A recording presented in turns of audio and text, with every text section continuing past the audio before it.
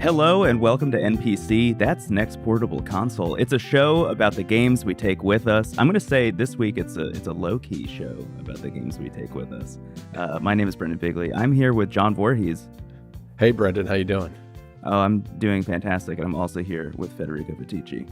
Hello. Hi. Hi, how are you, Federico?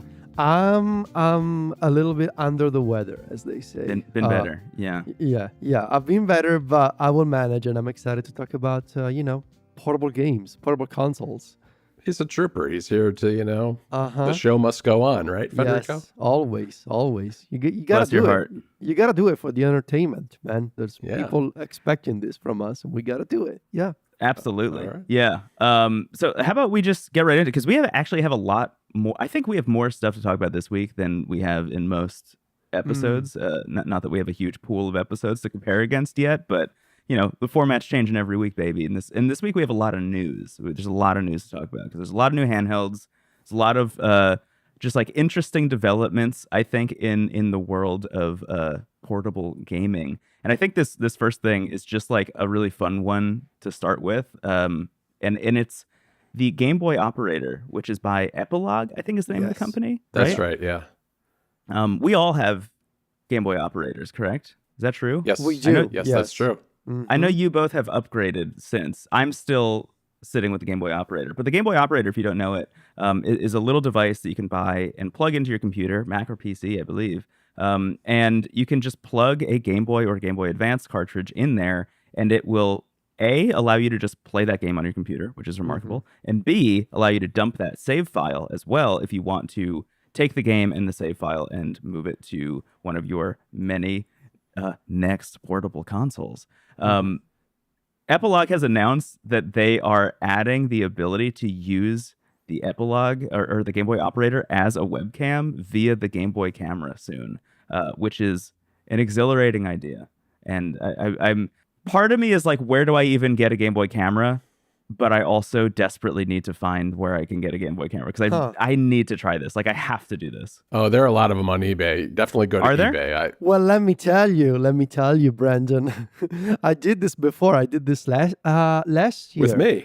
With Yeah. you, John. Yes. So I wanted to prove a point. I wanted to test the iPad OS integration with external video devices over USB. And so I went on eBay. I got a Game Boy camera on eBay. I paid something like €100 for a functioning Game Boy camera with a Beautiful. pretty dinged up package, but it was working. So what I did was I put the Game Boy camera into an analog pocket, and then I went from the analog pocket via HDMI to a capture card. I connected the capture card to the iPad, and when you do, the video device is automatically recognized by apps like FaceTime, for example. So I FaceTime John while looking like a Game Boy camera image, and it worked. Yeah, Wow. and I did the same. I did the exact same thing on my end. We had two Game Boy cameras going in a conference call at the same time. And it was I think stupid. Federico. Yes. It was. Federico must have overpaid. I think you could probably get one of these, Brendan, for like $50 or $60 last time I looked. So I'm it's looking not- online right now. Yeah, it's anywhere between like $20 and $50, it seems like. But do they require batteries? You need to get a new battery in it? No. Okay. I mean, even better. That's wonderful. I mean, and even if they did, like, I have replaced batteries for Game Boy cartridges, it's pretty trivial. it's pretty easy. It's just watch Yeah. batteries, Yeah. right? Yeah. Right. Yeah. Um, That's Yeah. wild. Yeah. So will you try this with your Game Boy Operator as well and just see if it's an even easier version of that? Yeah, I definitely will. I mean, I think that they've been talking about this since about the time the Game Boy Operator came out. The software for the operator has been developed fairly slowly over time, although it's improved quite a bit. I actually call it the Game Boy Toaster because I think it looks a lot like a slot toaster. It does. for, It looks a lot like a toaster. Like the prettiest toaster ever built. It is. Yeah. If that was a toaster, I would buy that toaster. If I was like walking down the aisles at Target. Yeah. Yeah, it has a little it's transparent, has a little LED in there. It's I'll give it a try. They're also working on, and this has been in the works, I think, for quite a while too, one for the SNES. And that sounds, from reading on Reddit, it sounds like that is very close. I wouldn't be surprised if we saw that later this year or early next year. Yeah, that's exciting. I'm gonna maybe have to buy one as a gift for Steven, my co-host for Into the Aether, because I know he has a lot of Super Nintendo cartridges and save files he'd like to back up. Oh, that'd be perfect. Yeah, Yeah, that'd be very nice. I'm Cool. I'm excited about that. I'm excited to see them just kind of like branch out, and I think the thing about Epilogue and the Game Boy Operator that really works for me, and I'm curious how this compares to the device that you guys have. I just think the software is really good. It is. I think the software is really surprisingly good. Yeah, the software, it's almost the equivalent, I think, comparing the operator to the open source cartridge reader that John and I have. I think it's like comparing Mac OS to Linux, in the sense that the operator is like user friendly, intuitive, it looks nice, it does a couple of things really well. The open source cartridge reader is much more powerful, and I think it gives you a lot of controls. But I mean, it literally is a piece of hardware that is custom built by a Japanese company based on an open source spec that is available for everyone on GitHub. It's that sort of project. Like, it's an incredible piece of hardware based on an open source PCB board design that has a tiny display, tons of options, tons of features, but you really have to know what you're doing, and you need to read the manual to understand what you're doing. So I think for a lot of people, especially like a lot of folks who maybe, and you see these posts from time to time. Oh, I found a box in my parents' attic with all my old Super Nintendo cartridges in the box. Right. This is what I did, for example, when my mom moved and she found a box of SNES games. I was like, Mom, please give them all to me. And I had to buy the open source cartridge reader to rip those Super Nintendo games and save files.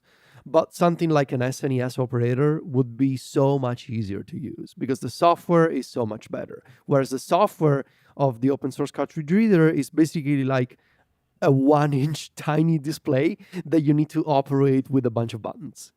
Right. Yeah. It's not even just that. It's like you have to flip switches to make sure you're activating the correct cartridge slot, because it's got a bunch of different cartridge slots on the device. So you have to make sure the right ones are activated and the other ones are deactivated. Then you have to kind of use these little buttons to scroll through multiple menus to make sure you're either, saving the cartridge to file, or you're grabbing save data, or whatever it happens to be. So you really do need a manual to figure out how it works. Mm-hmm. Interesting. Yeah, I feel like I feel like there's a world in which Epilogue just keeps making all of these devices and then eventually just builds the thing that you guys have. But right? Like, it's just like, why don't we just slap all these things together?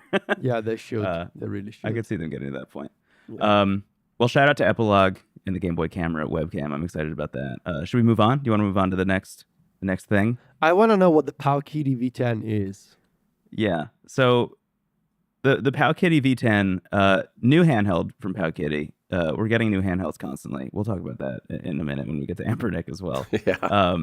But Powkiddy, I think, is a little bit slower to release handhelds. Mm-hmm. Not that they're not releasing them constantly, but the Powkiddy V10 is a new vertical handheld that, honestly, it looks just like if you took like a Miu Mini Plus and just kind of like squashed it down a little bit. Yes. So the screen, instead of being 4x3, is actually 3x2. And that's the reason that most people are excited about this. There are not a lot of 3x2 handhelds being developed right now, and 3x2 is the aspect ratio for Game Boy Advance specifically. Yeah. So this, as like a vertical form factor Game Boy Advance, I think is getting a lot of people very excited. The price isn't like terrible. I think it's $40 right now. Yeah. At launch, like, the colors are nice. There's like a transparent purple one if you want the like atomic purple thing. They have a transparent black one, which I think is becoming increasingly popular in the space. And then, like a beige and a gray one if you want like a kind of Famicom or Super Nintendo kind of vibe. But yeah, I don't know. The thing is, it's like, it's $40. It's like not super powerful. Like, you could probably get some like OK N64, PlayStation, maybe PSP Dreamcasty stuff out of it, but like that's not the reason you buy this device. I think it's just kind of Powkitty's answer to the Mii Mini is kind of my read on it, at least.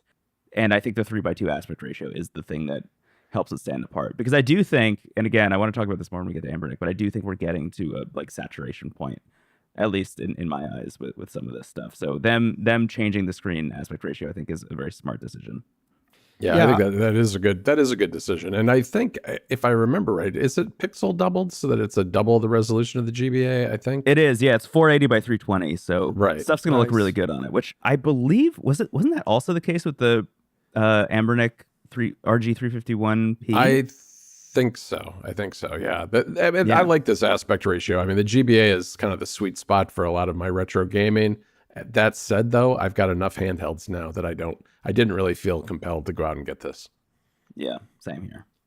Yeah, I'm not a huge fan of the shoulder buttons and how much they stick out, but like I know that it's pretty common design for this sort of like thin and small devices. But I am pretty excited about the form factor, the 3x2. Like that is something that I wanted to have for a long time, and at $40, I'm seriously thinking about this.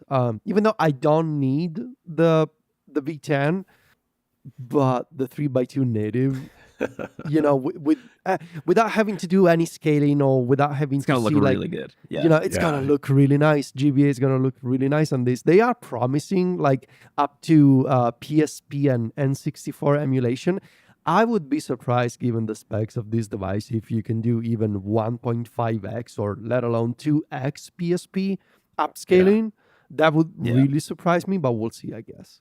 It looks really nice. I think both the transparent ones, if I was going to pick one up, I'd probably get one of those. But in this, I'm kind of with you, Federico. I'm kind of over these like sloped kind of shoulder buttons on the back. I find that they, in the devices that I've used that have them, I find that they end up prohibiting me from putting it in my pocket comfortably. Yes. Like that's always the thing that prevents it from being portable. And then it ends up being yet another handheld I just have lying around my house, which is not why I want any of these things. The whole point of the show, dear listener, is that it's a portable console. It's not called yet another portable that I've got lying around my house, Exactly. That'd be way too long of an acronym. It would be. Yeah, and these shoulder buttons in particular always just get caught on my pocket. So no, thank you. I think it's time for our regular segment about Ambernick. Yeah, Ambernick, boy, they've been in the news a lot, and not always for the good things. So I do have a small piece of follow up before we talk about the news. My follow up is that after waiting for about a month, my RG Cube never showed up, and God. So I started getting concerned, obviously, and I think a few days ago I reached the tipping point. I was like, okay, now I need to email Ambernick and trying to understand what's going on. So they confirmed that my RG Cube package got lost in logistics, as they said. It's like, the package is lost in Italian logistics, whatever that means. Probably somebody stole it. I don't know. That's what I was going to say. It probably got stolen off. Maybe it actually got lost. I don't know. Anyway, I got to say, Ambernick very quickly offered a full refund or to ship a brand new unit right away.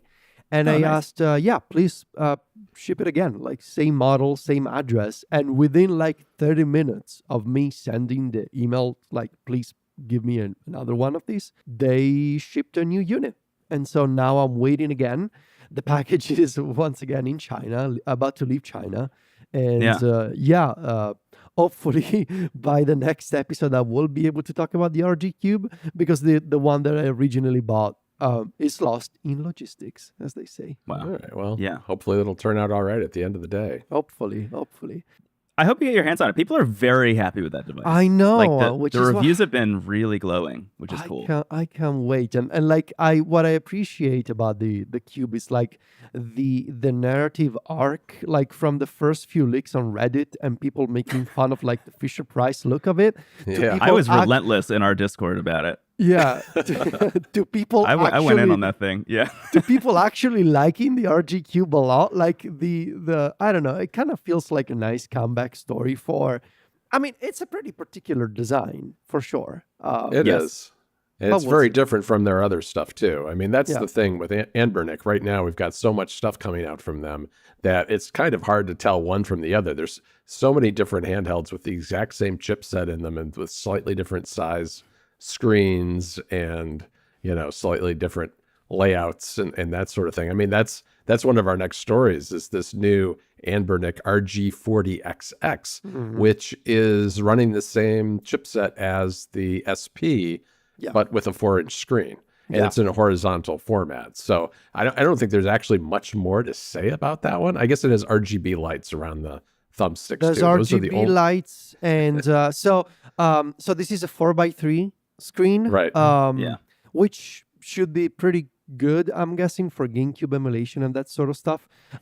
There was, obviously, this is Anbernic, so this is going to happen. There was a bit of a controversy for this device as well, which Russ on Retro Game Corp's sort of dubbed Portgate. I don't know if you guys have seen Oh, the yes. video. I have, yeah. So basically, so you know how all of these devices, they come, this is something that we have discussed on the show before. They all come with a collection of pirated games on the default SD card, which is obviously something that we do not like, but it's pretty common practice for all these Chinese companies. They just don't care about intellectual property. They just give you thousands of ROMs for games out of the box. Right. However, this time around, Anbernic went a step beyond. As part of the 64-bit rewrite of their stock operating system, they created some ports of PC games like Celeste and what was the other one? Shredder's Revenge. Shredder's Revenge, yeah. Shredder's Revenge. They created 64-bit ports of those PC games, shipped them in the default SD card to reviewers with a review unit, and posted a 64-bit image of their software on the website. And the image contained the files for all of these PC ports, including Celeste Unreal. and Shredder's Revenge, which, I mean, let's face it, was a pretty crappy thing to do, And so they have since reversed the decision, and so they say that the commercial units will not come with pre-installed PC ports of those games, and the image has since been pulled or revised on the Anbernic website. But still, I mean, come on. Yeah, these are games that are still for sale on a whole bunch of different platforms. Yeah. You can go on Steam and buy Celeste or Shredder's Revenge. And specifically indie developers too. That's the thing that really rubs me the wrong way is like, how much does Capcom need your help? But the 3-person team that put together some of these indie games that they just like flagrantly pirated and gave to everybody, like that's kind of where I draw like a real line.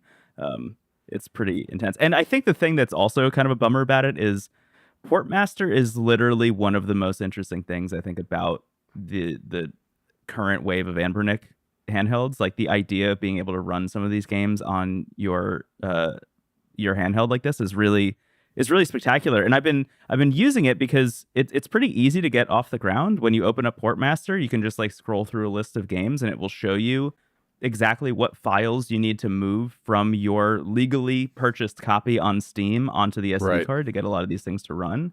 So I'm playing games like Stardew Valley and Shredder's Revenge, which I just like moved the files over for, and like Zero Ranger, which is a great shoot 'em up that I absolutely adore, and even Balatro is running on my SP, which is wild because it's very small, but it's great.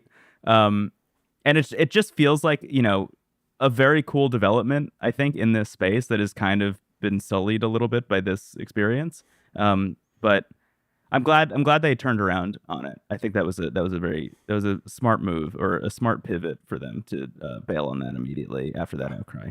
Yeah, no doubt. I mean, I think that it really puts that software at risk because it hasn't been used for that kind of thing in the past, and by putting those files up online, it really puts those developers at risk. Yeah. The other piece of Anbernic news that I saw this week, I wanted to point out again that we've already talked about this, but that when you're charging an RG35 XXSP, there is a bit of a fire hazard, which is if you don't use the cable that comes with it, which is a USB-A to USB-C with a low wattage charging cube, you do run the risk of overheating it and causing the insides to fry. And another person posted on Reddit this week that that's exactly what happened to them. And it sounded an awful lot like Federico's story with his bad power supply. It started smoking and smelling and making a noise. And that's probably the third or fourth story like that I've seen on Reddit so far, which does really make me leery about charging mine. I mean, I will not charge mine when I'm not going to plug it in and then leave the house, for instance. I'm the same way. I'm going to do it at my desk with a USB-A to USB-C cable plugged into an iPhone 5-watt cube, which seems to be totally fine with it. This is exactly what I'm doing. Yeah. Yeah. But it's in this day and age, you shouldn't have to do that. I mean, people are used to the fact that our devices now are smart enough that they don't take more power than they're able to handle. And that's just not true with some of these Anbernic devices, it seems like. Yeah, I don't know enough about engineering on this level to really know this, but I think between that and just from some of the cursory reading I've done about the idea that they're using the battery as the heat sink for the chip itself, the SP is increasingly a device that I'm a little bit wary about even recommending to people. Like, I love mine, to be clear. I use it a lot. It's sitting right in front of me. I modded it recently. I have like a sticker of Cloud on it. I got some buttons that look like materia slots. Are you playing Final Fantasy VII on it? I am, yeah. Really? Yeah, it rocks. Like, it's great. But also, I am increasingly anxious about charging it. Yeah, so same. Frequently I'll play and then it'll, start to die out, and then I'll just have it sitting on my desk for, a couple days before I'm like, I should charge this. And then I do it while I'm like you, John. I'm sitting there watching it to like make sure nothing weird happens. Because I think we've all seen those videos of, when Samsung had this problem with their Galaxy phones way back when, all those like CCTV videos of people's phones just like starting to smoke up in their pockets. I'm worried about something like that happening. And again, like you said, there have been only 3, as far as I've seen, 3 confirmed cases of this, but that's still, I think, too many to be seeing publicly, because it raises the question. So. Yes, and it raises the question: how many people are not posting about it? Right. Right. How many people are like just going to Anbernic support and saying like, "Hey, my device lit on fire." Because hey, not everyone's as online as we are. I think that's a thing that should be reiterated especially into a microphone us. As much as possible. Yeah, definitely, especially us. So not everyone knows, like, I'm going to go find this subreddit specifically to talk about this. So it raises some questions about this device. It raises some questions about like the QA, I think, with a lot of these devices. I mean, I think we're planning on maybe talking about it a little bit more in the next episode, but I got my MIUI A30 in the mail recently, and it just doesn't work straight up. Like, oh no. I messed around with it for like 4 or 5 hours. Like, oh my gosh. Like really hours trying to get it to work. Just does not. And that's just the thing. That's just the thing that happens with these devices. Usually, in this case, it's more related to the SD card slot than it is the battery. But in the cases where it is the battery, I think it's pretty inexcusable to be selling a device that has that kind of problem. And I'm hoping, as with a lot of these companies, I'm hoping that they start to revise the hardware, because that's the thing that MIUI is very known for. They will continue to revise the hardware. I think they're on the version 4 of the original MIUI Mini at this point. I'm hoping that there's some kind of like variation of the SP, so I can like safely put this one somewhere else forever and get a better one. Yeah, my A30 is coming today, actually, and nice. This is where I was going to warn Federico before that don't get suckered into the Powkitty price, the Powkitty V10 $40, because that's what I think caught my eye and Brendan's eye, was that we were able to pick up these A30s for $30, which is fantastic, and I'm very glad it was only $30 after hearing Brendan's story. I'm hoping that mine doesn't have the same problems, but I think I ordered it on maybe the 2nd or 3rd of July, right before the long holiday weekend here in the US, and it's taken a long time to get here from China, but it should be here this afternoon, and I'll check it out, and we can compare notes next time we record. Nice. I have talked to other people who bought the A30 with the same deal that we did, and theirs is fine. So I think I just kind of got like a fluke one-off device. I am considering getting another one though, because Yeah. I will say just quick first impressions. We could talk about it more in depth because I would like to compare it to the RG28XX, which I've been using a lot actually. They're these two like Game Boy Micro size devices. I think that a lot of people are pitting against one another. The A30's controls feel so good. Like it feels amazing. And I was so like I haven't even been able to play a single game on it, but I can already tell that it probably feels a lot better to play games on that thing. So I'm excited. That sounds good. Yeah, I got the Famicom colored one, the kind of the gold brown one. Yeah, they're in gold, very very gaudy, but I'm looking forward to it. No, gold devices forever. Bring it back, Apple. Yeah, eventually, right? You know what? I hope so, guys. Neo is back at it. I'm really excited about this one, actually. I am too. This is the Pocket Evo, and they tell you Evo stands for evolution. That's something that they have on their website. Just in case there were any doubts. Their website's great. Yeah, but please, John, tell us more about the Pocket Evo. Yeah, so the Pocket Evo is an awful lot like the AN Odin 2, I think, except that it's got a little bit bigger screen.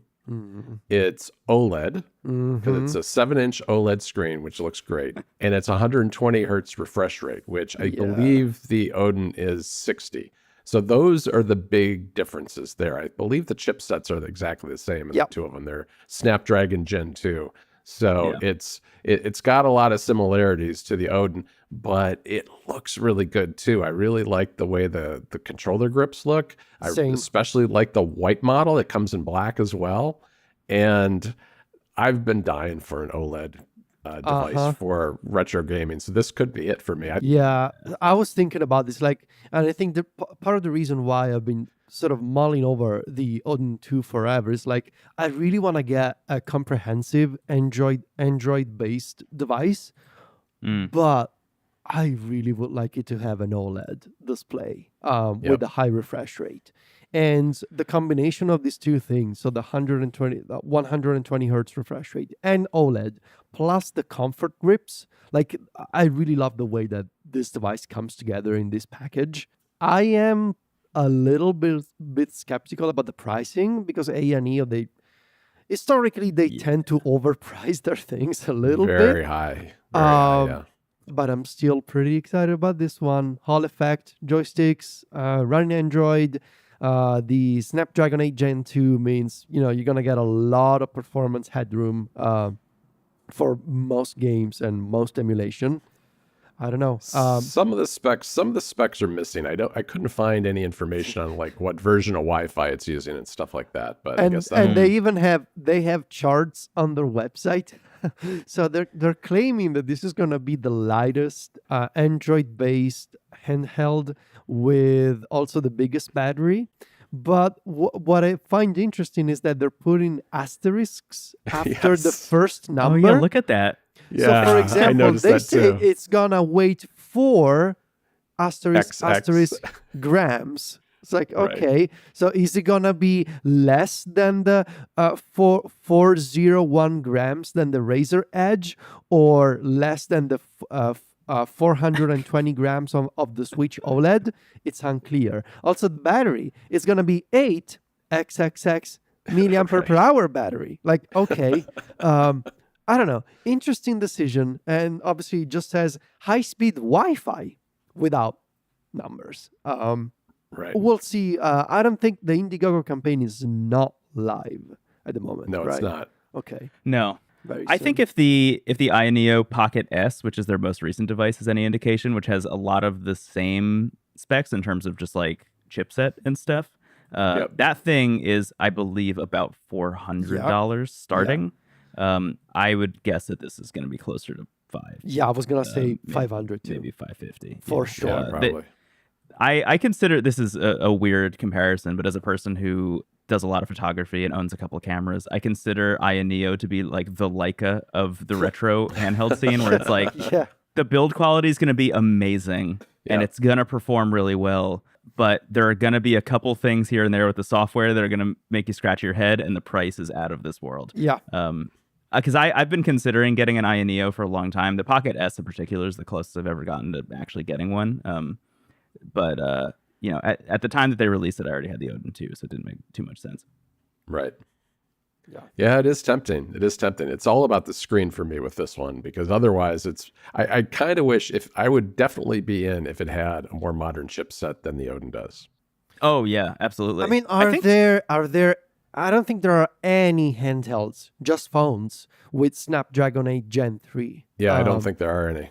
There are no, probably because the Gen 3 is still so expensive. And so most of these handheld manufacturers, they cannot afford to put one. Like, you can find plenty of smartphones at this point with the Snapdragon 8 Right. Gen 3 inside, but no dedicated handhelds, probably because the cost is still so high.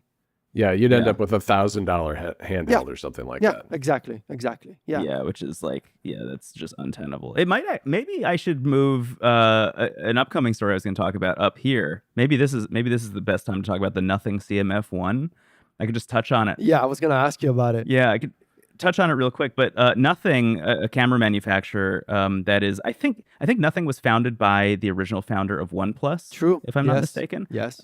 Went on to create Nothing, interesting phone manufacturer in the Android space, who I think has really like tripled and quadrupled down on saying, like, if we make a really stunning design, that will probably move units. And the answer has been yes in a lot of cases. I think their earbuds a lot of people really like. Yeah. They're not really sacrificing too much in terms of performance to price. They're doing a pretty good job, because OnePlus initially started as like this halfway point between budget and performance, and I think Nothing is kind of continuing that, because OnePlus has turned into like yet another $1,000 phone you can buy. Anyway, Nothing just released their even more budget line called CMF, which stands for Color, Material, and Finish, I believe. And they announced their first phone called the CMF1. And I was reading a bunch of early preview coverage of this, because it's getting a lot of press pickup, mainly because it has a bunch of easy access screws, so you can unscrew the back, put in like new back plates if you want to change the color of your phone. You can screw in a bunch of stuff like a lanyard or a kickstand, and it'll be like mounted on as if you're like bolting it to the device itself. And they're of course saying, hey, we have a bunch of other things that we want to create in this ecosystem that we're gonna allow people to buy. And I'm reading through all this stuff, and I'm like, oh yeah, that seems fun, that seems cool. And then I got to the specs section, and I was kind of like, I don't think anyone is gonna look at this as an emulation device, but they really should be looking at this as an emulation device, because it has a Dimensity 7300 chip, which is like pretty much the equivalent of the Retroid Pocket 4 Pro right now. It has 8 gigabytes of RAM, which is exactly the same as the Retroid Pocket 4 Pro, and has a 5,000 milliamp hour battery, which is also exactly the same as the Retroid Pocket 4 Pro. The main thing where it deviates is that it has an OLED screen with 120 hertz refresh rate, which I think is pretty remarkable. And all of that is, again, at the exact same price as the Retroid Pocket 4 Pro at $200. That is a really compelling package for this scene specifically. Like I even emailed Nothing. I was like seeing if I could get a review unit. It seems like probably not. But what I said to them in the email was like, you built a great phone. I think you also maybe built the best Android emulation device of the year. Right. At this price with those specs, that is a really compelling case to be made. And I think a lot of it just comes from the fact that they have first access to a lot of these components that a lot of these companies like iNeo and Ein and whoever, Ambernick, are getting, third or fourth hand. They're getting, like when BlackBerry is done making phones, they're getting the screens from old Blackberries, right? Right. Nothing has the buying power to be able to go and get, some of these latest screens and some of these latest batteries and throw them in their devices. So this at $200, I was like, I need to try it because, of course I'm going to have to throw a controller on it. But I have a bunch lying around. I've been testing controllers forever, like phone grips and stuff. I have the Backbone that has USB-C. I have like a Game Sir that looks just like an Xbox controller. Mm-hmm. I have enough things where I could try and turn this into a dedicated emulation device. And I did. I bought one, and it comes today as of the time of this recording. It's getting delivered, which is pretty wild. Nice. So maybe on the next episode I'll talk a little bit about it. But it's a really compelling argument, because I think like there's obviously a world in which a lot of people would just rather buy Retroid Pocket 4 Pro, and I totally understand where they're coming from on that front. Like that is maybe in a lot of ways the better package, but the OLED screen is something that I just, like you guys, have wanted for so long on a device like this. Mm-hmm. And that to me, seems like the cheapest entry point to get one on a device capable of playing, up through GameCube and some Switch stuff even. So got to try it out. Yeah. Yeah, absolutely. I think too, the fact that it has these screw points on the back where you can remove the back plate and you can switch it with other colors, but you can also use that for accessories. And I did see a concept on Reddit where someone did like a concept mock-up of a slide out kind of controller for this, which would be like really a PSP cool. Go. Yeah, exactly. And the idea of that and the ability for third parties to hook things onto this without too much trouble is really compelling, I think. Yeah. I'm interested to see how much they invest in this. From what I have heard talking to people who know some people, it sounds like there is a extremely high demand for this device, which is, I think, why there are no review units going out outside of that initial wave. They're even launching it in the US this week as a quote unquote beta program. So people can like get their hands on it and start to, talk about it. And I think, develop some ideas for it, which hypothetically also means that they are keeping a very close eye on this as like their sub brand and really, I think, want to expand it. And if that's the case, and if somebody builds that thing or if nothing builds it themselves, I am all over that immediately. Like nothing, if you're listening to this, please hit me up and send me that if that becomes a reality in some way, shape, or form. Any controller you make, I will buy immediately. I kind of wonder if maybe nothing should seriously consider really turning to this gaming market for this sort of device, especially. And I don't know if that's been confirmed anywhere. I don't think the special screw in the back has any software communication with the device. No, I don't think it does. Yeah, I think it's just an attachment point. Yeah, because what could be interesting potentially would be like if the screw was a little bit like MagSafe, for example, on the iPhone, where MagSafe is a magnet by and large, but it also has basic data communication back and forth. Like imagine if you could attach a compatible controller via the special mounting screw in the back of the phone, and when you do that, the phone sort of takes you into a launcher for like a gaming experience of some kind. Now that would be interesting. Like the modularity that they're going for here, they should really embrace it with more accessories, maybe an open spec for others to build upon, and a software story. But like this is the obviously this is the first one, and if the history with nothing is of any indication, and they're gonna follow up with more and more models. I mean, nothing has been making the first model of like the first Nothing phone and the first Nothing ears came out like 2 years ago, and there's already plenty of models. So this is one of the more interesting stories in tech for me, like what this company has been doing over the past couple of years. I don't necessarily agree with all of their decisions. Like I think, for example, having ChatGPT in your earbuds is not as an incredible innovation as they say, but they're making interesting stuff, and that's exciting. Yeah, it really is. I'm so with you. Yeah. I think to your point though, Federico, so they released a whole line of accessories in the CMF line as well. They have a smartwatch, they have a GAN charger, which is an interesting choice, and they have 2 earbuds, and one of them, I think only one of them, comes with a thing that looks just like the screw on the back, like the mounting screw on the back of the phone, and actually is a controller for the volume of your device. That's so whatever wild. Bluetooth device or whatever device you pair via Bluetooth, you can use the little wheel on the headphone case itself to control the volume. And I'm like, okay, if that's part of the design language you're introducing, then you should also carry that through to the phone itself and allow people to program that. Yeah, you should put a dial on everything. Let me spin the dial, Yes. Put dials on everything. Put dials on Anbernic. everything. Yeah. Anbernic, you've released 100 million handhelds. Where's the one with the dial on it? Yeah. Exactly. That doesn't everybody wants a volume wheel in 2024. Yeah. Just bring the click wheel back. Let's take this to the logical endpoint. Speaking of hardware, I have a small news item and a piece of follow-up. The small news item is we now have the first official certified Thunderbolt 5 cables. We do, and you can't do much with them, can you? you cannot do anything with them.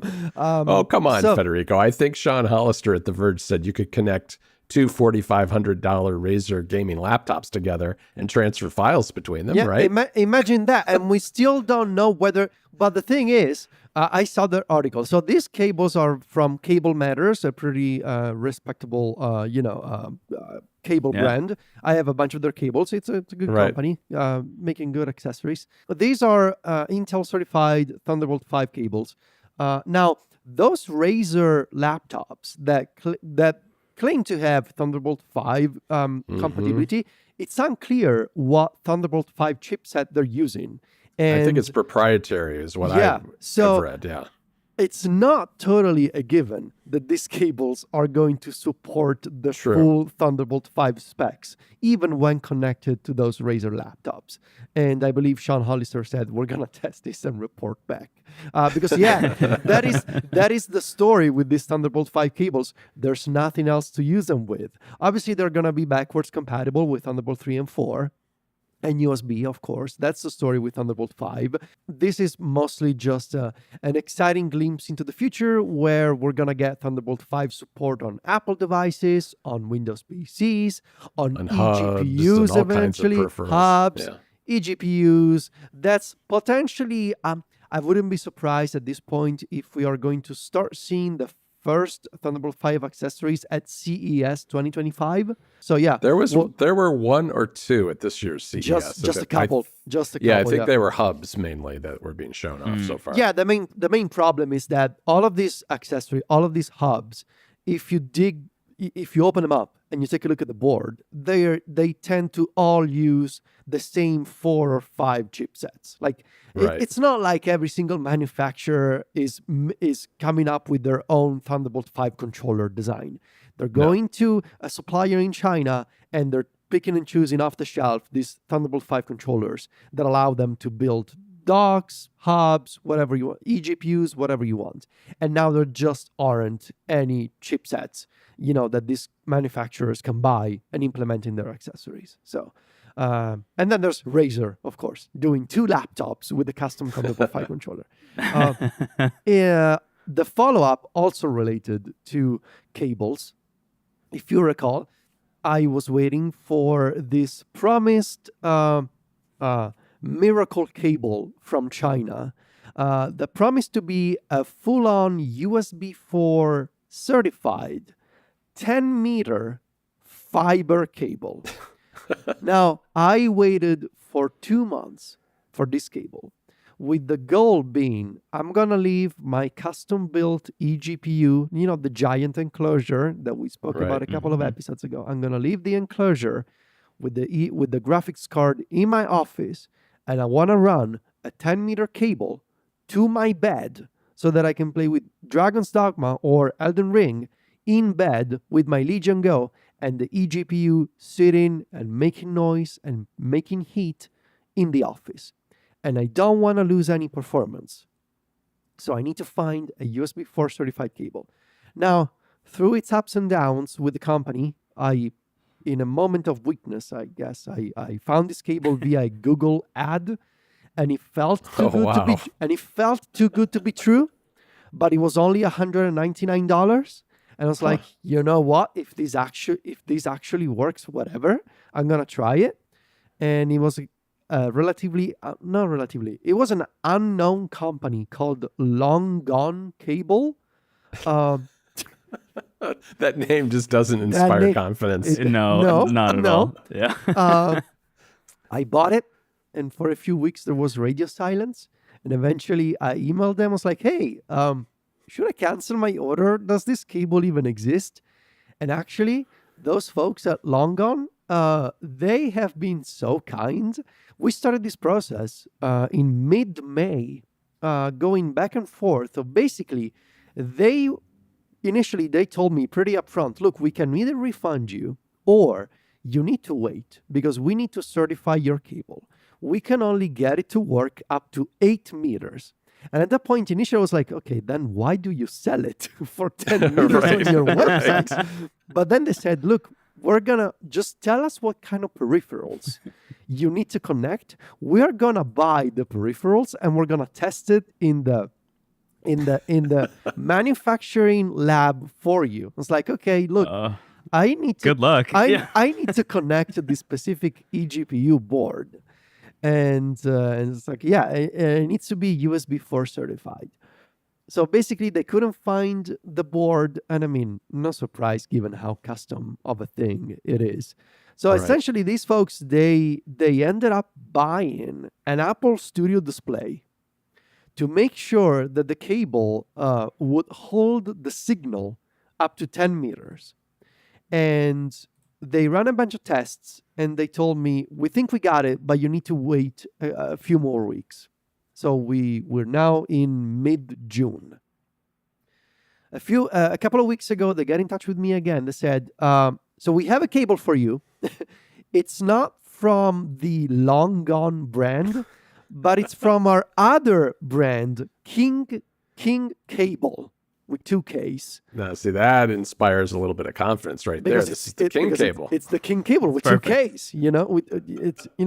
It's special.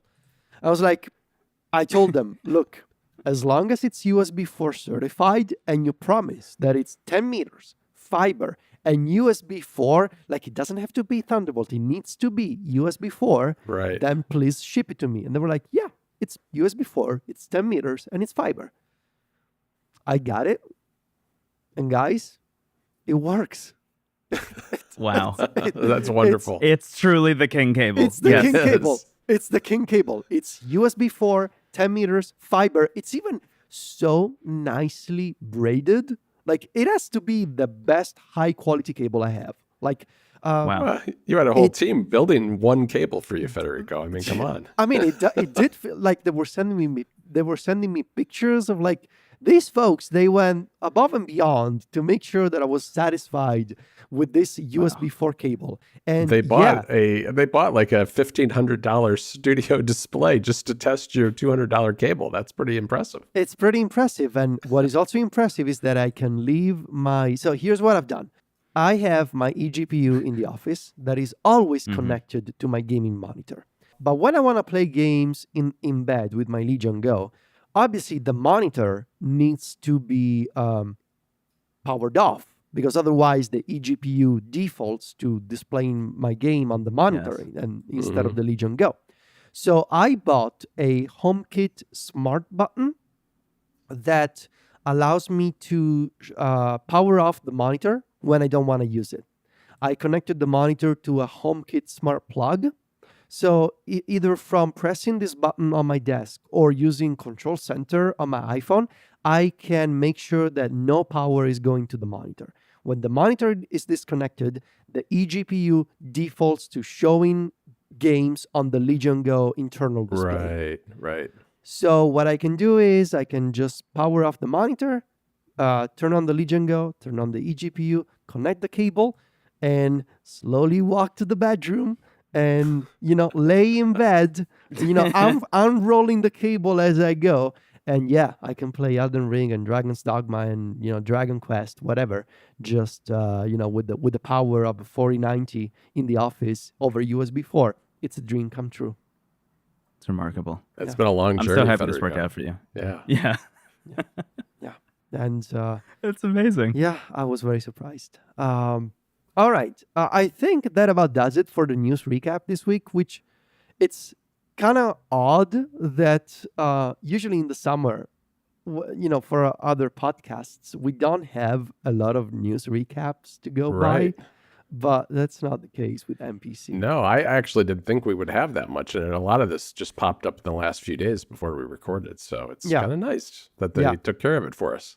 I have something else that I wanted to bring to the show as a sort of mini topic.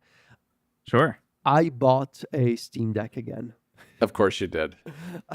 I love that. I love that for you. I sold my Steam Deck 3 months ago, and I ended up buying one again. And specifically, I want to say that it's Brandon's fault. Oh. Yeah, in a way. What did I do? so? What did I do this time? Yeah. So it's basically a Dragon Quest 11 machine. Oh, totally I fine. see. Yeah. Understandable. Yeah. Yeah, that's totally See? a valid reason to buy a Steam Deck. So- Yeah, I get it. So, small parenthesis. I am 41 hours into Dragon Quest 11. I just got to Act 2, Brandon, where Ooh. the bad guy shows up, and I was like, first of all, what? Like, I was not expecting the plot twist at all. And what happened when you reach Yggdrasil? It's like, okay. And so I was playing this game on the Legion Go, and what was really annoying me is that the Legion Go, being a Windows handheld, it doesn't have sleep and resume. Right. And Dragon Quest XI is absolutely a game that demands sleep and resume. I think it's something that you said, Brendan, on Into the Aether a few years ago. I went back and listened to that episode. That Dragon Quest XI is like a fairy tale to before bed. You know, like you play for like 30 to 40 minutes before going to sleep, and the game is really designed that way, like how it tells you what was going on every time you boot it up, and just one of the greatest quality of life features in any RPG. There's a character who pops up and just gives you a little recap of what you did the last time you played, which surprisingly so few games have copied. I don't understand. Anyway, Dragon Quest XI has some kind of auto saving, but it doesn't let you manually save whenever you want. You need to go to a church or to a statue to pray and sort of confess your sins and save your progress. And with the like most games, with the Windows-based handheld, that's really not ideal, because like if you're playing this game before bed and maybe you're about to fall asleep but you cannot save, that means you're going to lose your progress. And unless you want to keep your Legion Go running by your nightstand, making noise and heat right next to where you sleep, well, that's not ideal, you know? So I was slow as I was playing the game. I was slowly realizing I need a Steam Deck again, because when I'm about to fall asleep, I just want to press the power button, put the game to sleep, and pick it up the next day. Just, sleep and resume. And that's why I ended up buying a Steam Deck again, this time with a twist. Because I fell in love with the nano texture display of the iPad Pro so much, I ended up getting the, what's it called? Etched glass Steam Deck. Steam Deck OLED with the edge, the expensive option. I love it. I love it. It's still an absolutely gorgeous display, and it just reminded me how much the Steam Deck has value when it comes to being something that you can pick up, play a game for a few minutes, and lock it and find it again the next day, which is not something that any of these Windows-based handhelds can do because of the nature of Windows. It just doesn't support sleep and resume like Linux does. And it's basically, like right now, my Steam Deck is a portable Dragon Quest XI machine, and it's incredible. Totally valid. A couple other things I want to point out.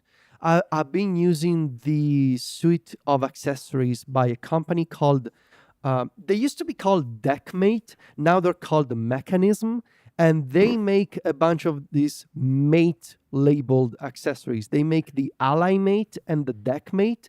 So these are basically mounting options for different types of accessories that you want to mount to a Steam Deck or ROG Ally. They also make a universal mounting clip for something like a Legion Go that I have on order, but it hasn't arrived yet. So the Deckmate, you snap it onto the back of the Steam Deck. It doesn't cover the vents. It doesn't cover anything. And it gives you a little mounting slot. And to this mounting slot, you can choose from a variety of compatible accessories that you can mount. One of them is a phone mount, if you want to put your phone above the Steam Deck with MagSafe. Okay.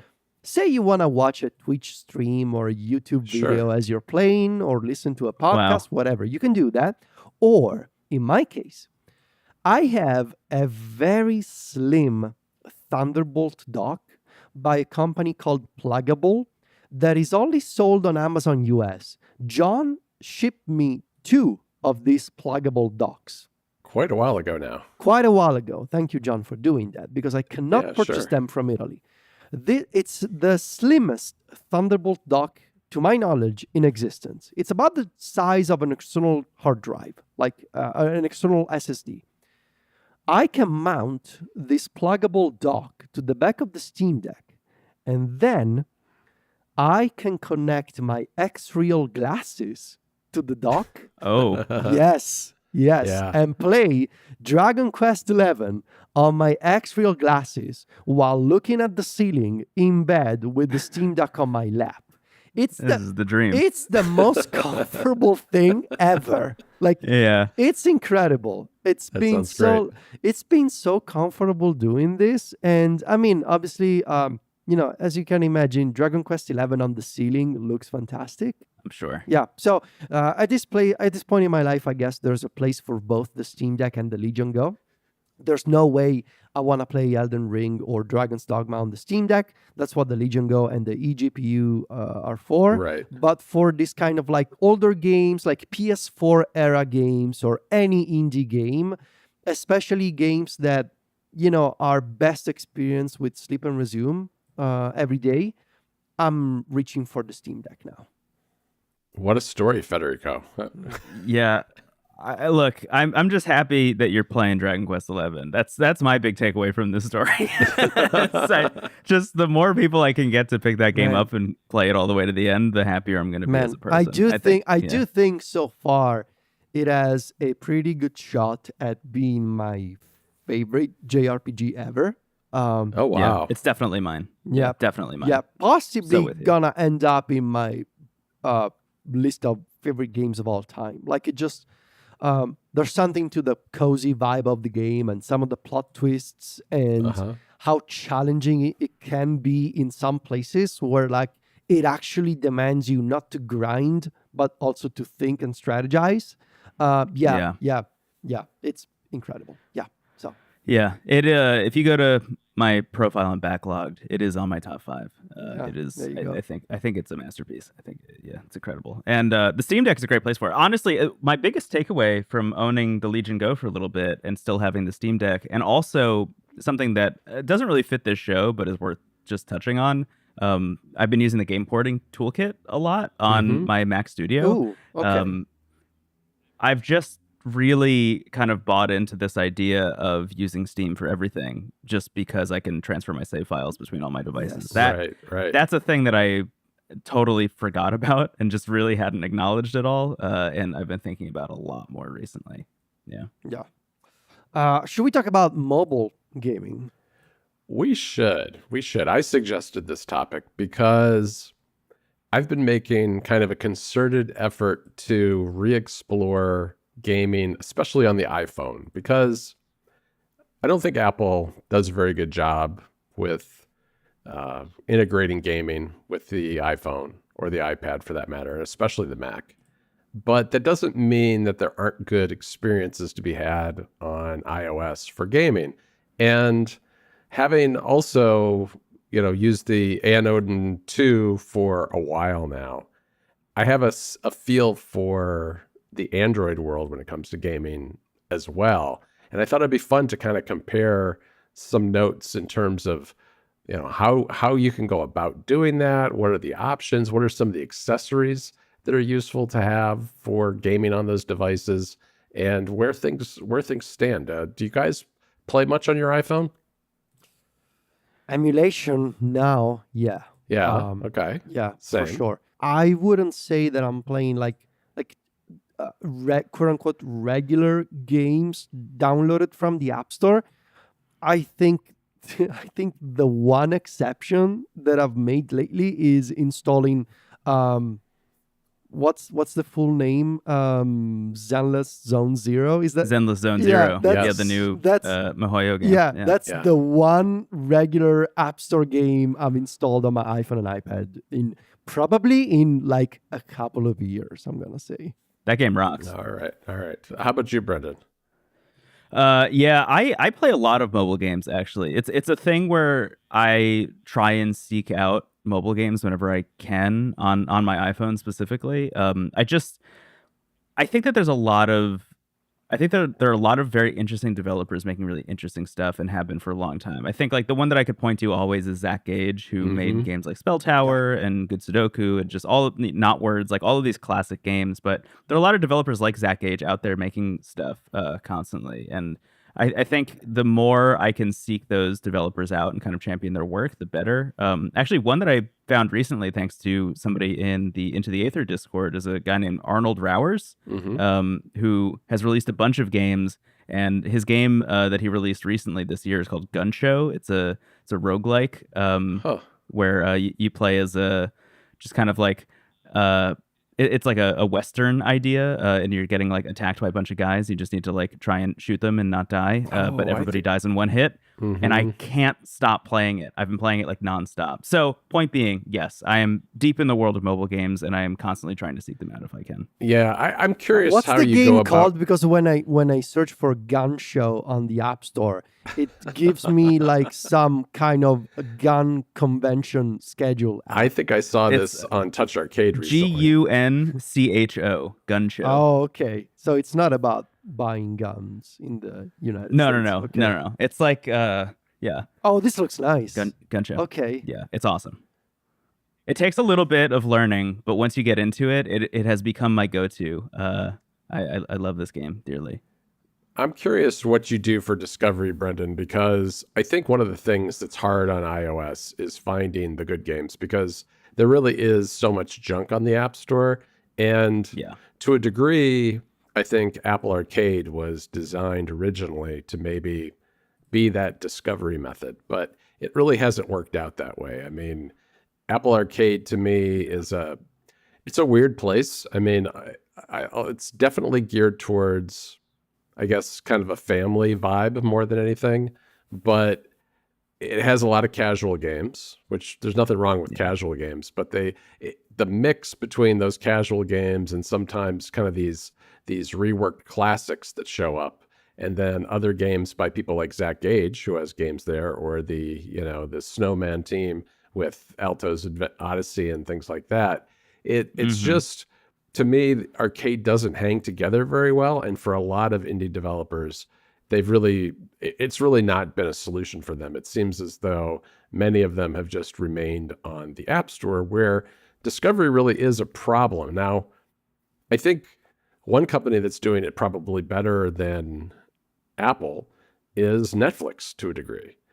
Netflix, absolutely, totally agree. Netflix's collection of games, they do have a lot of games that are add-ons to existing like reality TV shows and things, which aren't for me, of course, but they also have some really nice indie titles and things that have been out for a while, but maybe are later in their their life cycle. And I think that they've had some life breathed back into them, because they someone can go with a Netflix subscription and just download that, and it doesn't cost them anything on top of their Netflix subscription that they're probably already using.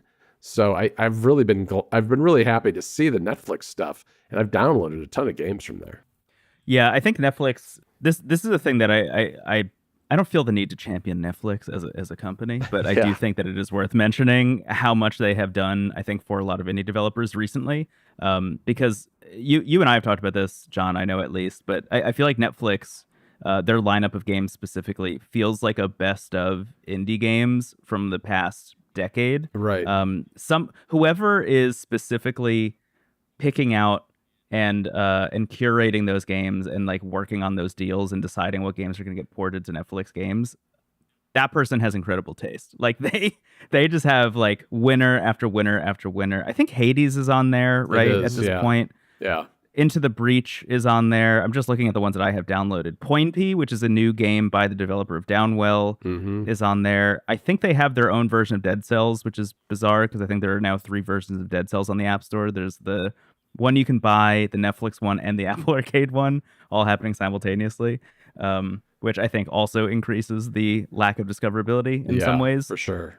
No, they've got Kentucky. And I think Vampire Survivors, right? Yes. Oh no, that's getting added to Apple Arcade. Yeah, that's Arcade, which is strange. Yeah, it's very strange. They've got Kentucky Route Zero, for instance. That's another one. That's on there. Immortality. Yeah, there's a Sonic game, I believe, and maybe Shredder's Revenge. I think Shredder's Revenge is on there too. So I think you're right. Yeah, it's a lot of great games, and I think that really is what it comes down to. I think there's someone there at Netflix that has very good taste. I have no idea whether this is going to be successful for Netflix. Everything I've read about it says that it's a very small fraction of their revenue, but I think it does, as a service, probably make it a little more sticky if someone doesn't want to lose their games by, Yeah. you know. And for some games, I think like Into the Breach that were not on mobile at all. Yeah. You know, if Netflix is subsidizing the cost or even paying whole cloth for the cost of getting that port made at all, you know, and there's a limited exclusivity window, then that means that those developers can put in that work to get that game on iOS and then eventually, you know, move it to the main app store if they want to later, which is what we're seeing a lot with Apple Arcade, like the launch Apple Arcade games, some of the ones that were huge hits, like Sayonara Wild Hearts or even Fantasian more recently by Mistwalker. Those games are starting to appear elsewhere. They're on Switch, they're on Steam, they're all over the place. And they're probably, if I was to guess, maybe I'm wrong about this, but I would guess that they're going to hit the main app store eventually as well. I think so too. I mean, I don't think there are all that many exclusives on the App Store on Arcade any longer, but I mean, there are some for sure. And I guess, you know, of course, there's on Android, there's the Google Play Store, and there's a lot of overlap there in terms of at least the big name games between those two. I mean, I guess the other thing that I do a lot, though, is I use my iPhone from time to time as either a local or cloud streaming device. And it works pretty well for that in a pinch. I mean, as long as you have a decent controller connected and a good Wi-Fi signal, that's a great thing to do. I don't, Federico, do you do that at all?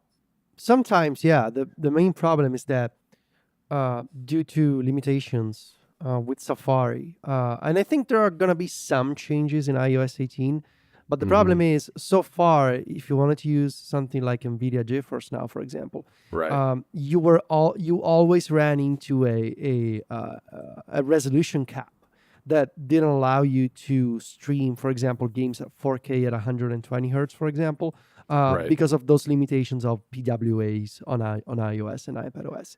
I think I saw somewhere on Reddit that there's a way in iOS 18 to unlock a new resolution, but the thing is, you know, it's NVIDIA and Microsoft, you know, all these companies, they can make native game streaming apps for the App Store now, but they haven't.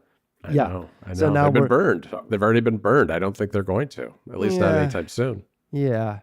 So that's why I still prefer, like, you know, using something like a Legion Go, for example, or a Steam Deck if you want to stream, because then you don't run into any of those limitations. You can stream whatever you want, or you can use, you know, like an Android tablet, for example. You know, I've seen plenty of people use Android tablets as streaming devices, which is also something that I considered a few months ago, and then I didn't go for it because I didn't feel like I needed another tablet in my life. You got enough of those. That's understandable. Yeah. How about you, Brendan? Have you done any streaming with your iPhone or an Android device? Yeah, I do a lot with both, actually. Okay. My Odin, I primarily, I would say, these days have been using it for streaming, more so than actual like on-device emulation or playing games outside of Zenless Zone Zero, which I've been playing a lot on the Odin, which is very good. But yeah, there's a great developer. I forget the name of the developer, but they made two apps for the Odin that I really love. One of them is called PS Play, and the other one is called XBX Play. Yeah. Yes. Both of which are just much better versions of remote play or game streaming from your Xbox or your PlayStation 5. And thankfully, I learned this week that they also made a version of PS Play for iOS. It's called Mirror Play, and it came out, I think, semi-recently. And similarly, very good, especially with the backbone. The thing that's worth mentioning, in case you're curious why you would use these apps over remote play, you can go in and change a lot of the like nitty-gritty things about resolution and bit rate, and just like make sure you're getting the highest quality stuff, because they're generally, through the official apps, kind of downgrading that, I think, because they're handling so much. I'm not really sure, but I think they're handling so much that they you know are just like assuming that your device is worse than it actually is, and you can say, no, I have pretty good Wi-Fi. I have the latest iPhone. It's gonna be all right. And then you can get Mirror Play and play that way. So yeah, I've been doing that a lot. The NVIDIA streaming side, I've tried here and there. I haven't loved it enough to commit to a subscription. But on the Xbox side and the PlayStation side, I definitely play a lot. Like I played through most of Persona 3 Reload on my Odin streamed, and loved it. Okay. Yeah, I've jumped into GeForce now and then. And for me, the problem, part of it's the catalog. The catalog's just not quite deep enough to really justify the cost because it's expensive if you get one of the top tiers with the best resolution. And as Federico said, on iOS mobile devices, you're kind of capped out anyway. And so unless you really are going to be playing on a screen that can handle the right resolution, it's not really a great fit. Yeah. What is nice about the Odin is with its Wi-Fi 7, you can really get that. It's really useful to have those apps that allow you to kind of tweak those remote play settings, because you can really get a lot more power out of those apps when you have that kind of connection than you can with the default ones made by the manufacturers. We should probably have a section of the show called Controller Corner, because I've been this is a whole can of worms you're about to open. This is going to be an infinite episode with your controllers. We are not going to have one episode with all my controllers. No. It's just going to take 4 or 5 years is all for us to do one John controller every time we record until 2030. Okay, Federico? Does that work for you? It was already so bad. And then Delta happened on iOS and created a whole new market for a different type of controller. So like it compounded your existing problem. It did. And I've been really looking for a good vertical controller, and they don't exist. I know. I can imagine that you have. Yes. I've been looking every week for months now. And, you can buy your brackets that you buy on Etsy that are 3D printed. Yeah. They're still not great. Okay. I have something. Okay. So, assuming that we're all, obviously, we know you can use a PlayStation controller, you can use an Xbox controller. Oh, sure, yeah. And you can go, you can go all the way, like I think Brandon and I have. You can get the fancy DualSense. What's it called? The DualSense Edge. Right, the Edge. If you want to use that, I've been using that on my iPad. It's excellent. So those are like the more standard controllers. Then you can get the snap-on controllers, like the Backbone, the Razer Kishi, the new Scaf Nomad, which I guess John wants to talk about. But lately, personally, I have been looking into a specific type of controller, which is I want to use my iPhone for Delta emulation in portrait mode, specifically for DS emulation in vertical orientation. That means all these controllers where, you need to put your phone inside and use it in landscape, well, those are not good because I need to hold it in portrait. And I and other people have figured, well, it seems like a split approach is the ideal option here. And if we're talking about split controllers, where obviously the Joy-Cons come to mind, which are also compatible with iOS. Now, there are, as you mentioned, John, plenty of like Joy-Con rails that you can use to connect like a tablet, for example, to sort of hold your iPad with these two brackets that hold the Joy-Cons and the iPad together. It's kind of ridiculous, but it works. And there's one company in particular that 3D prints them on Etsy, and they make versions for all kinds of tablets, including the Microsoft Surface Pro, if you want. We had iPhones too. And they make versions for iPhones too. A couple of weeks ago, I got from Etsy a similar but different type of accessory. These are called the Joy Clamp. So this is like, it literally clamps to your phone. There's, instead of like sliding your phone inside the rail, there's this, you need to basically clamp this attachment to your phone's bezel effectively, and then you can slide the Joy-Con into the empty slot, and this allows you to hold your phone in portrait, basically clamp each of these controller parts to the left and right side of the phone. You can adjust your Delta theme or find an existing Delta theme so that the portion of like the plastic lip of the Joy Clamp, it's going to cover your screen. But if you adjust the Delta theme so that the virtual display is smaller than the iPhone's physical display. You're going to see your game and you're going to have the controller attached. And the nice thing about it is, these are pretty easy to mount because you just need to clamp the controller to the phone. And I don't know, it's just another option if you want to use the Joy-Cons. Yeah, clamping Joy to your phone. I mean, you got to go for it. But yeah, it's a different approach. And the other thing that I did, which I think, John, you also have, you can get from Amazon, for example, these like flush plates to basically put the Joy-Cons on the side of this like square or rectangular piece of plastic. And it's basically going to look like a Nintendo controller with nothing in the middle, right? Right. And then to the part in the middle, you can attach a magnet. And to that magnet, you can mount your phone thanks to MagSafe. This is also something that I've been doing, but I think I was having some instability with that approach, and I think I actually preferred the Joy Clamp to do that. I've got a solution for you, TG. Okay.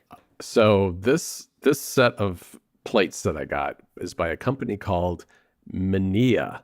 They're the Mania Game Handle Connector compatible with Nintendo Switch. It's $16 on Amazon, so pretty inexpensive.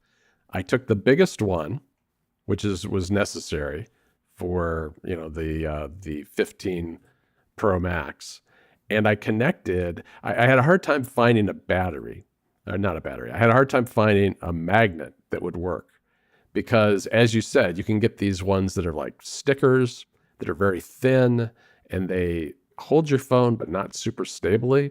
And I found another one that had kind of a ring in the middle that people can use as a stand or kind of like a pop socket. And that wasn't flat enough to really stick to the plate well enough. And then I remembered that the camera company Moment, that makes accessories for iPhone camera cases, has a whole system of magnets for attaching accessories. Moment makes a very, very strong magnet that has adhesive on one side. And I just took that magnet. First thing I did, though, actually, before I stuck it to the outside, is I actually opened up this plate and tried to get it to work by mounting it on the inside and seeing if it was strong enough through the plastic. Turns out it was not. So I have it on the outside. It is probably, I don't know, maybe a centimeter tall or so. But that's kind of nice because it gives you a little bit of clearance with the phone a little closer to you and makes it a little easier to use the Joy-Con. I also ordered, I ordered a second one of these magnets. There's another version that has a ball joint on it. And I tried that with one of the smaller plates. Oh, this is clever. I love it. Okay. And so it sticks out further from the plate, which is good because this was a narrower plate to begin with. And if it were flush, the phone would get in the way of the controls on the Joy-Con.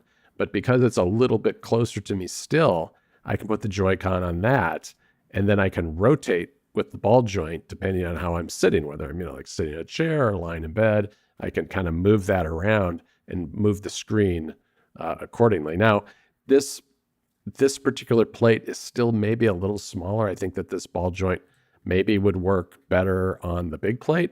So I don't totally recommend it with one of these smaller plates, but it is an interesting, I guess, option if you really feel like you want to have the ability to kind of move the display independently of the actual Joy-Con by several degrees. So it's working out pretty well. I just got these earlier this week, so I haven't played with it a lot, but it's perfect for Delta. Yeah, all of this so just that we can play Nintendogs again. Exactly. Yeah, I feel like DS is kind of the last frontier for a lot of this emulation stuff. It really is. The RG Cube, thankfully, it seems like is becoming everybody's favorite new Nintendo 3DS. But how much I would love to be able to comfortably be playing DS stuff. I will give a shout out to Sean Fletcher, who's a great Delta skin designer, who made an amazing one-handed skin for Nintendo DS in portrait mode that I really love and have been using a lot and enjoying. But man, I would rather be using physical controls at all times if I could be. What have you guys been playing on Delta? All right. I was going to say I've been playing Minish Cap because Oh, nice. that's one of my Great. favorite Zelda games, and it's just I think it's a great way to kind of test out various control schemes and dealing with these new controller stuff I was doing. So yeah, that's mainly what I've been playing the last couple of weeks. Yeah. I've been playing 2 games. The first one, I finished Golden Sun, the original, Oh, okay. a couple months ago on one of my handhelds, and really loved it. I had never played it before. It kind of came around on it. I didn't really love it the first time I tried it, and decided to go back and give it another shot, and really loved it. So now I'm playing Golden Sun: The Lost Age, which is the follow up to that. And the other game I've been playing on the DS specifically is Soma Bringer, which is a game that never got released outside of Japan. But it's by Monolith, who went on to make Xenoblade Chronicles. Oh, okay. And it's a fantastic game. I have been really, really impressed by it. You can find an English translation kind of floating around. A bunch of fans put one together. And it works surprisingly well on Delta, even using touch controls. But it's kind of like a Diablo style. It's like if the Xenoblade Chronicles team made Diablo, which is an interesting conceit. And it plays much better with physical controls than with on-screen ones. I'll say that I much. think what I'm gonna do next for emulation, I know that maybe we wanted to talk mostly about the iPhone, but I feel like I also need to mention the iPad, specifically because in regards to DS emulation, I think the fact that now Delta should Right. be available on iPad soon. It's available in the Yeah. EU. Apple rejected version 1.6, which is the version with iPad support. But due to a Patreon link that was, it's a whole story, but hopefully by the time this episode is out, Delta 1.6 will be on the App Store worldwide. Yeah.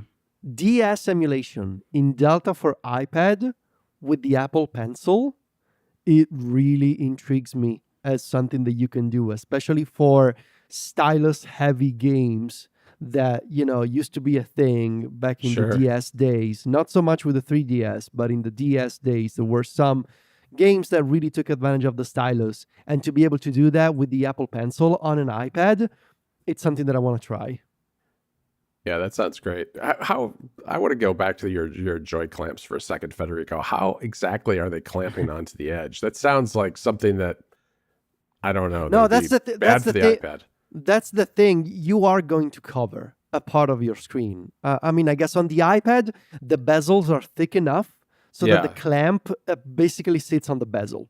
On the Okay. phone, you are going to cover your screen because the Okay. bezel is so small on the iPhone. Right. But if you have a Delta theme where that part of the screen is like doesn't it's not where the game UI is shown, Right. that's gonna be fine, right? Because there's Okay. nothing else covering that part of the screen anyway.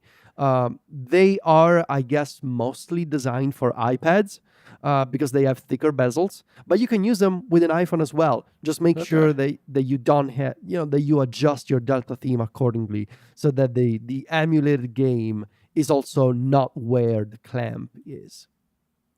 Do you guys have a favorite third-party controller that's not one of these like kind of homemade things from Etsy? Uh, I really love the DualSense Edge. I do think of the traditional console controllers, it is the most comfortable one for me. And the quietest, which is also something that I'm always on the lookout for. Right. Oh, Right. yeah. But how about ones that clamp onto your phone, Federico, specifically for the iPhone? Like other ones? Yeah, ones that actually, controllers that are telescopic that Yeah, you put around your phone. For a long time, and I mean I still do. I really love the GameSir G8. That's been my go-to for a long Yeah. time. I modded the G8 so that the springs would extend further and support iPad connection as well. So that's been my go-to for a long time. The G8, it's excellent controller, great build quality, easy to mod, and does not make a lot of noise. And the Backbone I've one been is that considering picking one up. is that your go-to, the Backbone one, Brendan? Yeah, I'm using the Backbone mainly. I have another game, sir. I forget the name of it. It's a pre G8 game, sir. Okay. That looks exactly like an Xbox controller, like an Xbox 360 controller specifically. But the Backbone has been my go-to for Delta and for Zenless Zone Zero and for game streaming and stuff. That's usually my go-to. And then outside of that, I use the 8BitDo SN30 Pro, the one that looks kind of like a Super Nintendo controller, Yep. but has Yep. dual analog sticks. I have one that I bought specifically for my iPad, just for emulation on there as well, which I am loving. Yeah, That those thing are is good. awesome. Those are really nice controllers. I think right now one of my favorites is the Razer Ultra, which is kind of the high-end one that Razer made. That it's kind of huge, but it's a lot of fun for like Zenless. I've really enjoyed playing it on that. But I can't really say that I have just, one controller that I love the most, because I have them all. I have the G8. I've got the X2S, also made by GameSir. That's a nice one for travel because it's boxy, so it's a little less comfortable, but it's a lot smaller, easier to carry around with you. Probably Yeah. similar in volume to a Backbone One, which is also kind of a nice one because it's easy to carry around with you. I've never been in love with the Razer Kishi as much. That's very much, to me, that's kind of a copy of the Backbone One. There's not a lot of differences between the two, except that I guess you can use a case with a Kishi, which is kind of their main selling point. Then there's that Scuff Nomad that Federico mentioned, which looks really interesting to me. I haven't bought it. It's a Bluetooth controller, and it's just for the iPhone, which is kind of an interesting choice, I think, that you would especially make something that's Bluetooth specific, but not also make it for Android. But it looks, I did see Russ's review on Retro Game Core, and it sounds like a nice controller. It's just not that. It's not different enough from anything I have to really make a difference, I don't think. Yeah. It's also at $100 pretty expensive. I don't know. It is. I like Scuff a lot. The stuff that they make is really impressive. If you've ever used one of their standard controllers, they're really, really, really well designed. Yeah, being Bluetooth, not having pass-through charging in any way, being iPhone specific, like it's all the deck's kind of stacked against it for me. I think they almost got there with this one, Yep. but it feels a little bit too niche to be useful. Yeah, agreed. Couple of things I want to mention Okay. before we wrap up. First, I impulse purchased, as you guys were talking, for 25 euros, a cartridge of Somabringer on eBay Spain. So Hell yes. Oh, nice. 25 euros. I mean, it's pretty cheap. And the Yeah, guy for says sure. that it's in Yes. working condition, just the cartridge without the box. So we'll see. I mean, for 25 euros, that's pretty cheap. I guess I'll have to You're gonna like it a lot. figure out how to rip my own DS cartridges. I think John has some guides for me.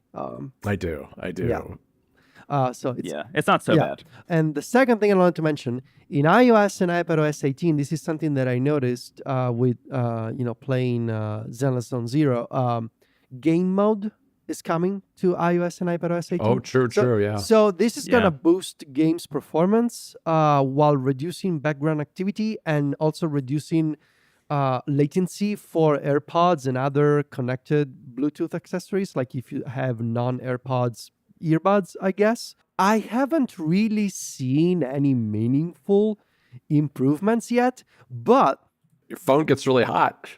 I can tell Yeah, you that. yeah. Zenless Zone Zero, it gets nice and toasty. phone gets really hot and it prioritizes Sure does. performance. And sure enough, every game that you install from the App Store, as soon as you launch it, game mode activates. So Right. it seems like it's pretty automatic thing. There's nothing else you need to configure. I guess we'll need Yeah, to that's see. the way it is on the Mac too.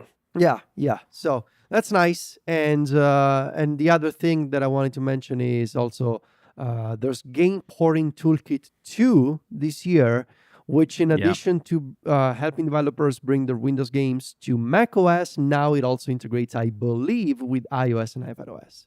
So there's been obviously what's on the Mac side, John, the name of the Game Porting Toolkit utility that also Nilean was using, for example, to run Oh. Is it Whiskey? Whiskey. Yes. Yeah, that's so it. that's Yeah, I've been using Whiskey Yeah. a lot recently. It's amazing. Yeah, and I think Apple actually gave a shout out to Whiskey and other similar tools They did. in their WW. That's how I found it, yeah. It's been really cool to see the progress on that front.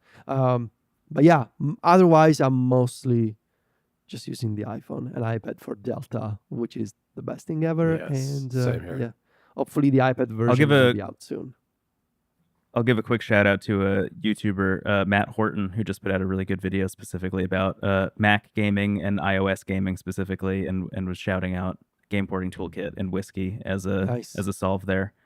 Cool. It's a good video. I should take a closer look at that. I haven't really played with Whiskey at all. Yeah, I think the thing for me, so I have a Mac Studio, which is great. Obviously, it's pretty powerful. I think it has the M2 Ultra in it, and like, you know, I can run most stuff very well through Whiskey. Just I think through brute force, which is pretty cool. Right. But I've been using it mainly for like kind of smaller indie titles that just require mouse and keyboard, because the idea of setting up my Steam Deck and moving all that stuff over on Bluetooth and docking it just like, it's a little bit messy for me. Yeah. So now that I can get this stuff running like pseudo natively on my Mac, it's really kind of opened up a whole new avenue for me that I didn't even realize was possible. Oh, that's great. That's great. All right, guys. Wow, is that going to do it? I think that's going to do it. You can find us online. Brendan, you are at wavelengths.online. That's your blog. You're writing over there. You're also on Into the Aether, a low-key video game podcast, which is a wonderful show that just put out a 15-plus hour episode. You want to tell people a little bit about that in case they're interested? Absolutely. Yeah, we hit 1 million downloads a couple months ago, earlier this year, and spent the past couple months working on a follow-up to an episode we did in 2019 that was called Games of the Decade, where we talked about our 100 favorite games from the years 2010 to 2019. We did a follow-up to that, best games from the years 2000 and 2009. Raw audio clocked in at like 19 hours, and edited down ended up being 15, 55, 51, which is a nice palindromic number. Yeah. But yeah, that just came out. One person, at least at the time of this recording, one confirmed finish on that, which is remarkable. We have like a little code word that we told people to send us if they finish the episode, and one person has done that so far. So very yeah, nice. Hey, if you can make it through that one, go for it. And I think the week that this episode comes out, if I'm not mistaken, is when our season premiere actually comes out. Indeed. We're talking about the whole GameCube library as well, so you can head over to intothecast.online if you want to listen to either of those episodes. Now imagine if the show wasn't low-key, how long they could go. Yeah. Imagine if it was a high-pressure podcast, what they could do. Definitely. Yeah.